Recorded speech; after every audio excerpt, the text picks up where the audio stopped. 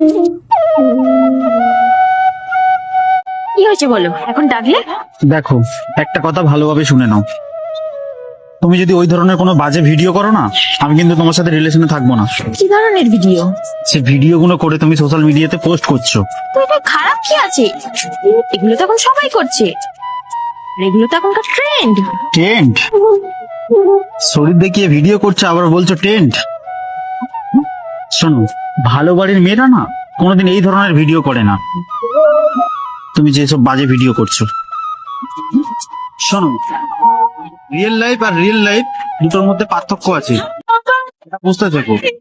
আর যদি না বুঝতে পারো, জীবনটা ওখানেই শেষ হয়ে যাবে। ঠিক আছে, যাও তো, তোমাকে আমি ছেড়ে দিলাম আজ থেকে। তাছাড়া তোমার জন্য তো আমি আমার কেরিয়ার নষ্ট করতে পারবো না।